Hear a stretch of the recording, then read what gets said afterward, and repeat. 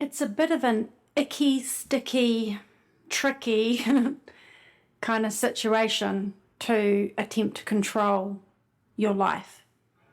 And if you're listening to this, it's highly likely you've already realized it doesn't work, and it's painful, and it's strenuous, and it is a waste of your precious time and life force energy. And so the definition of insanity is to keep doing something over and over again that doesn't work and that only causes us pain. But there are very specific reasons we try to control life. There's drivers within us that motivate us to lean in that direction. And with a few small tweaks and pulls of the levers of your psychology and your spiritual foundation in your life, you can really effectively learn how to let go of control. And ironically, guess what? You never had control in the first place, so you're really not letting go of anything. And that is the joke of the situation. As a reformed control freak, I can totally relate if you find it hard to let go. But you have to know this. You have a lot of power inside of you, and trying to control life and your life and life generally and other people and situations is a misuse of your inner power. And it is like flushing it down the toilet, because while you're busy trying to control life, it's like you're in a corner with your face against the wall, flushing your energy down a hole of trying to control the uncontrollable. And meanwhile, the flow of life and its beauty is happening behind you where you can't see it. So today we're going to cover tips, insights, a little bit of humor to support you from a psychological and a spiritual perspective, so that you can let go, let be, and let life, and get far better outcomes and more peace than you would if you try to grip on.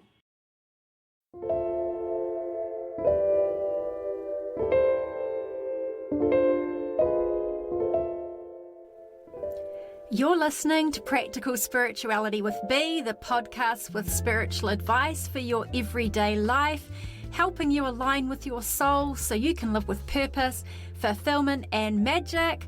I'm Bernadette Logue. You can call me B, and I'm excited to share this episode with you.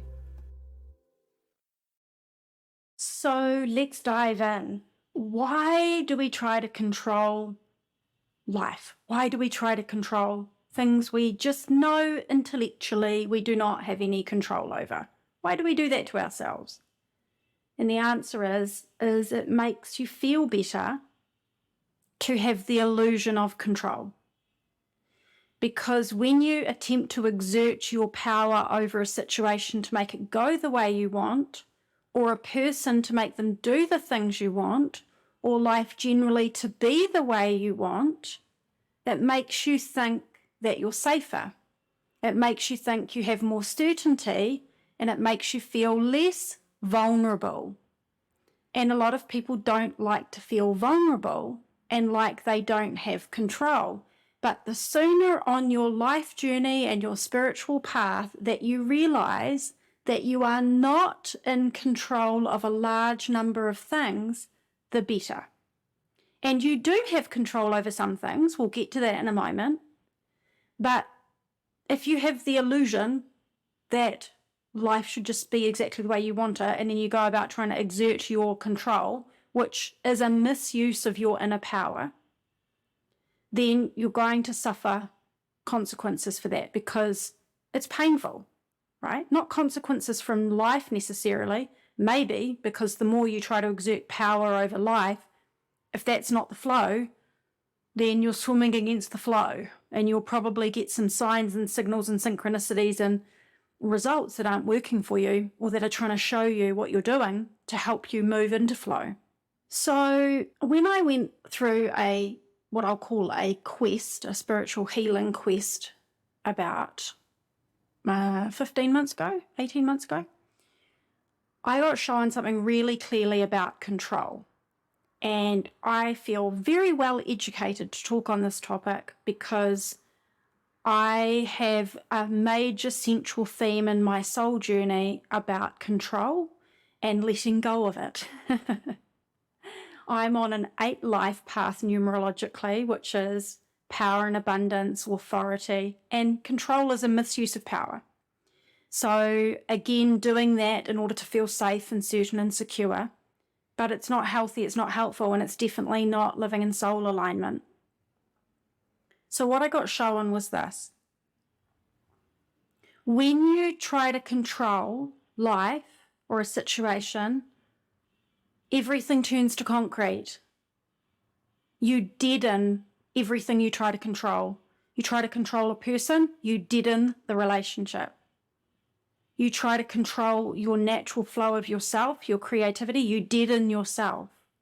You try to control your career or business in an unhealthy, dominating way, you deaden your career and business. You try to control life, you deaden your experience of life. It's like it turns to concrete. And what is concrete? It is the opposite of flow. It is not movement, it is not aliveness, it is not vitality, it is not vibrancy, it is not the energy of life which is ever ebbing and flowing and moving. And when we let go of control, which we'll talk about how to do, that is when everything comes alive and comes to light. There is flow, there is energy, there is ravenous, rapturous, amazing, abundant flow of energy happens when you are a part of the flow, not trying to exert control over it where you have no business doing so. And I say you because I say me, because I had to learn this, right? I learned it the hard way. So the first thing is this. Just admit and recognize you don't really have control over much. And it's not very nice to hear because we have an illusion of control, right? I'm controlling my daily routine, I'm controlling my health, I'm controlling my body, I'm controlling my relationships, my communication, my career, my money, my choices, right? So we're walking around in these little robotic human selves thinking we're all controlling. And then we get really upset when life does things that are not what we planned or within our control. But you really just have to admit with a little bit of humour that you really don't have control over much. What you do have control over is yourself. And that is your entire, what I call your equation for creation, which is your beliefs, your thoughts, your feelings, your choices, behaviour and actions, and therefore how all of that influences life energetically and how life responds to that is beautiful and amazing and magical. But influence is not control. So that is really the first step, is to acknowledge that you don't have as much control as you would like to think you have. And it is okay to recognize that and then to have a feeling of vulnerability.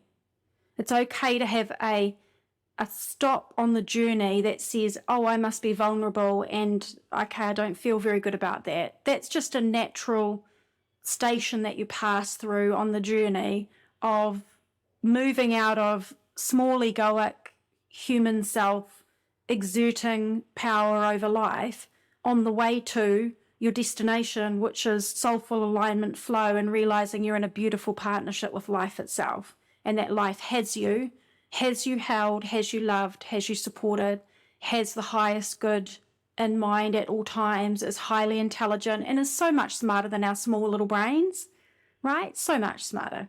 And so as you recognize you don't have much control, if that makes you feel really uncomfortable, that's fine. Just be with the discomfort. Just go, yep, that's really uncomfortable. I'm not loving this ride called life right now because I wish that I had control. I don't. I just have to pull up my socks, right? Pull up your socks and get on with it and realize that it doesn't make you small and weak and it doesn't make you vulnerable to know that you don't have control over life and other people and situations. The second thing is you want to recognize just practically what you can control and what you can't control. Because what you want to be able to do really practically, if you make a list on the left side what I can control, on the right side what I can't control, The reason it's helpful, practically speaking, is because you want to be diverting all your time, attention, and energy away from wasted exertion into useful assertion, right? So you don't want to be exerting all your energy on stuff that's just wasteful, because it doesn't make any difference. In fact, it makes it worse. It makes your relationships worse. It makes your situations worse, circumstances. You're just throttling it when you try to control them.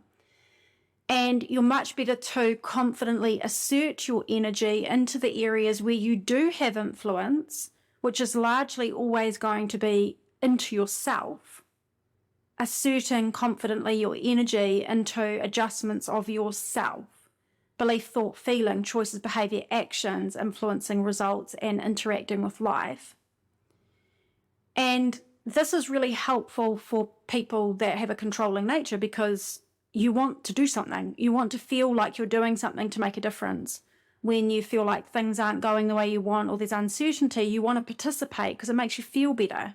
And so do participate, do take action, do get involved, but get involved in the ways that actually matter, that make a difference, that are common sense, and that will get you moving forward, rather than the one where we turn our head and face the corner of the room and bang our head against a wall, while life, meanwhile, is going on behind us. The third thing I recommend is having a really big existential proper look at your place in the universe. And what I mean by that is this: this is just like a mind-blowingly magical reality. Like, it's so mind-blowing. And yes, there's darkness and there's light and there's challenges and there's triumphs. There's all the sorts of things. There's all the polarity of all of it. And inside all of it, there is just so much intelligence. And that intelligence is not in your mind. That intelligence is in the mind of creation. And you are an expression of that. You are a child of, an extension of source, universe, God, created divinity, one mind, love, consciousness, whatever it is that you call it in your cherished worldview. And you want to make peace with the fact that, yes, you are a very powerful being as an expression of that, but also that you are just one expression of that. And it is not designed or destined for you to be able to control the flow of the world and other people. And coming to make peace with this is acknowledging your magnificence, and also the fact that you're very special and not special. It's this weird thing that's something I learned listening to Marianne Williamson in A Course in Miracles is, yes, you are very special and you're very powerful, and you're also not special, because we're all here and we're all having the experience. And life, when you try to control it, you have to remember it's not all just your flow. There is a much bigger divine flow happening. And when we are trying to control, what we're saying is, no, I don't agree. No, I do not accept. No, life, shush, shush, creator, shush, God, divinity, universe. No, I'm not interested in your higher intelligence and flow of this world. I want it to be my way. And if you've got a faith and spiritual foundation to your life, that will immediately make you recoil and cringe, because you'll be like, oh, yes, that is exactly right. That is exactly like I really want to honor that part of my life. And yet my behavior, my controlling behavior, is just basically saying, well, I don't trust you. I don't trust you, God, created divinity, universe. No, not having it. You're not going to take care of things, so I'm going to get in and control the uncontrollable, because I don't trust, right? I don't have any faith. You don't want life to be life, and so you try to hold the reins on it. And so there's big learning lessons in here, right? These are big, big life lessons that we're learning through the seemingly little lesson in daily life of not controlling and of letting go and letting be.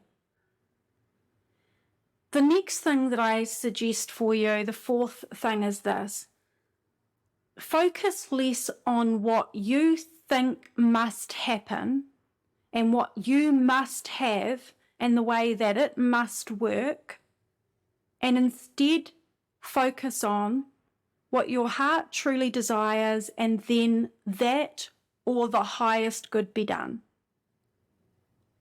that or something better that life knows is necessary.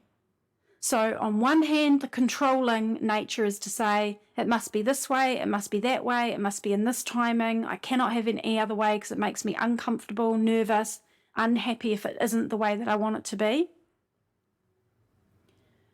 And on the other side is, I listen to my intuition and my heart and I follow those desires and those knowings, and I'm completely okay if it's that or something better. If it's that or something that's more in the highest good that I don't see or I can't understand from my limited human viewpoint. So what that is it's like you are acknowledging the soulful you, the heart of you that is longing for, yearning, wanting things to be a certain way. That's healthy and good. You're allowed to want, and you're allowed to need, and you're allowed to prefer. That's no problem. And then add on the end, this or something better. This or the highest good be done if there is something that is in a higher order that I'm not aware of. And that is like honoring your soulful self that is here in life to create and to prefer and to desire and to influence and to master your energy and your interactions with life. It's honoring that and the relationship you have with something that's much bigger than you, where you know very well sometimes things go unexpectedly, and sometimes unexpectedly beautifully, surprising you with magic and miracles, and sometimes unexpectedly not so nice, but in retrospect, usually those times offer you great opportunities for life learning, healing and growth, deepening your wisdom. The fifth tip I have for you is when you tend toward needing to control situations, life, other people, you're all over it, you've got your hands on, you're trying to make things happen the way they need to be, it's a domineering, overpowering kind of quality. And that doesn't mean you're an egoic person or you're a dominant, loud person. You could be a quiet person and a shy person and a not a dominant energy, but let alone, aside from that, you can't keep your hands off things. Right? So you're fussing and faffing around with all the details and you're trying to get in, make things be a certain way, even if you're doing it quietly with yourself. Well, this is, you want to ask yourself this, how could I turn this challenge about controlling, how could I turn this into a huge breakthrough for my learning and growth? How could I turn this into a big breakthrough in deepening my faith and my trust in life? If I'm trying to control life, it means I don't trust life. So if I don't trust life, that's a secondary, bigger issue. And so can I use this as an opportunity to say, how might I come into a more trusting relationship with life? Because I'm swimming in life 24/7 for the 100-odd years that I'm here, or however many decades you're going to be on the planet. You are literally like a goldfish in the water of life. And you're breathing it, you're living it, you're seeing it, you're sleeping it, you're eating it, you're walking around in it, you're swimming through the soup of life every day. And if you don't trust it, that's like 24/7 being in a mistrusting relationship. And what does that set in? Angst, anxiety, stress, fear, doubt, feeling alone, sets in all sorts of really problematic human experiences that are misperceptions and really difficult emotions, which are very real and very painful to carry around in your body and your nervous system. So think about things like the fact that retrospectively, when things are happening in life and they're not the way you want them to be and you can't control them, quite often in hindsight, you see things work out in very interesting ways. At a soul level, things are always working out for your learning, your healing, your growth, and your contribution, right? As part of your soul plan and purpose for being here. There's also very clear life lessons, openings and opportunities, life nudging you out of places and into other places through what you see as out of control, not good things happening. And just because things are good at a soul level and we're asked to have faith and trust doesn't mean it's comfortable, doesn't mean it's nice. It can be really painful, and that's okay. Like, that's okay. You'll get through, right? We all do. And you can think about the fact that everything that's happening in your life serves a purpose, a reason, a season. It has its place. And even if you can't see it at the time, again, it will often become clear in hindsight. You also want to remember that when you're in controlling state, it's your ego and your mind that are doing it. It's not your soulful self. Your soulful self is free of that. You didn't arrive into the world as a little baby when you are really your most aligned, authentic self. You didn't arrive in trying to control everything, right? You didn't arrive here dictating it needs to be this way, it needs to be that way. That's learned behavior, and it's learned behavior of the ego and the mind. And so anytime you notice the controlling side come up, a great way to just slip back into faith and trust is to just go, oh, that's just my mind, my conditioned mind. It's doing its thing. That's my ego. It's doing its thing. They're both just trying to do their thing to help me out, but it's not really helping me, but they don't realize that. And my soulful self doesn't need to control because my soulful self is one with life. And that is the part of me that has already got the trust and faith. So maybe I don't even need to develop trust and faith. Maybe I just need to take my hands off, sit back, close my eyes, breathe into my heart, put my hand on my heart and realize my authentic self, my soulful self, is already right here and is already in faith and trust. And I've just strayed a little bit from that, right? I've strayed from that feeling or that sense. The next thing I'd recommend that you do is for how to let go of control is instead of this idea of I have to go from, trying to make things be the way I want and really stressed out or anxious and worried and going over and over things in my mind and making plans and, trying really hard to make sure things work out. Instead of going from that to total surrender and expecting yourself to just overnight in a nanosecond have a transplant of your behavior, I encourage you to do this. Trial it for one day. Set one day where you are going to not control situations, people, life, whatever it is that you tend to do when you're trying to control. And just give yourself one day. Test it out is what I'm saying. And then you can hold it together for one day. And all you're going to do is say, I'm just going to test what it feels like for one day to not behave the way I normally do. Because number one, anyone can hold it together for a day, so you can do it. Number two, you will see that you feel better. Number three, you will see that the world didn't fall apart when you didn't control. And it sets the scene for you to choose again. And then you can make the choice the next day if you want to. I might do another day of not trying to control and letting things go. And lastly, I would say, remember this, when we talk about not controlling, it's not non-participation, it's not passivity, it's not rolling over, it's not giving up.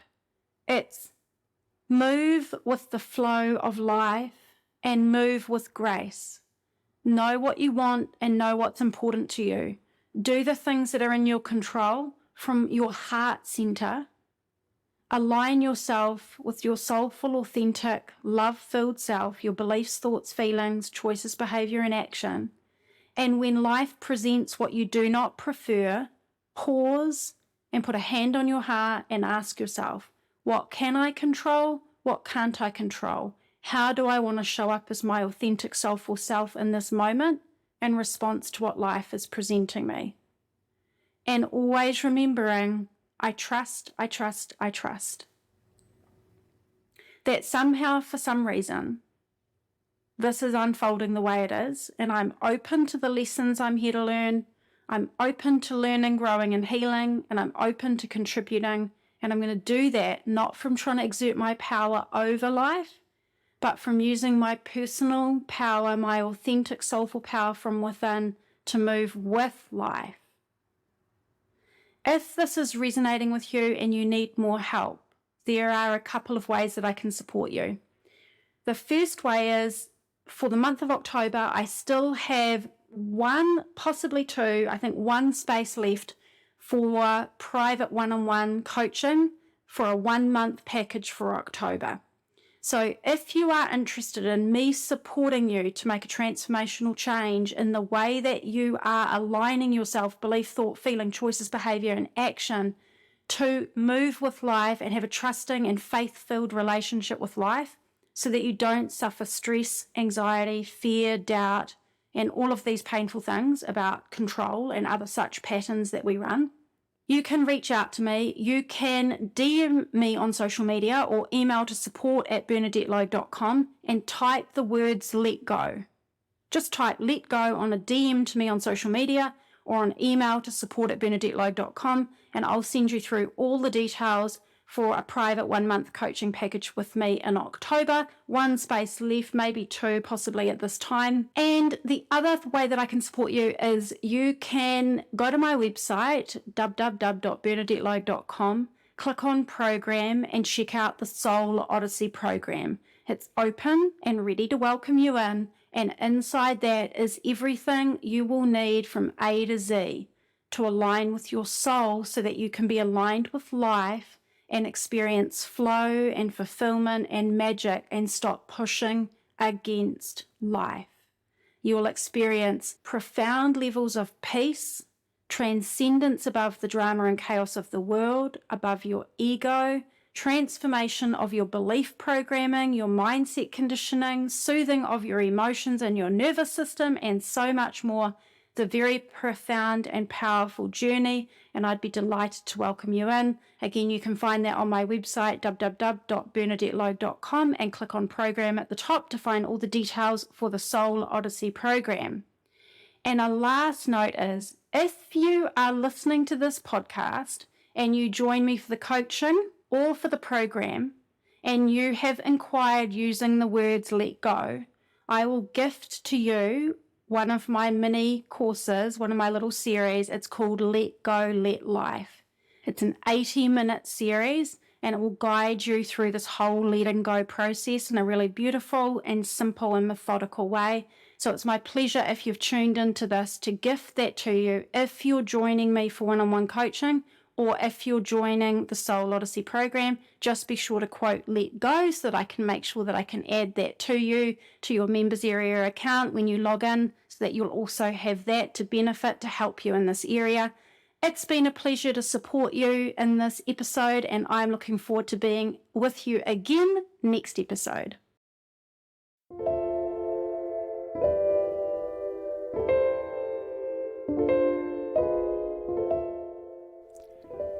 Thanks for listening to Practical Spirituality with B. I'll talk to you next episode for more spiritual advice for your everyday life, helping you align with your soul so you can live with purpose, fulfillment, and magic.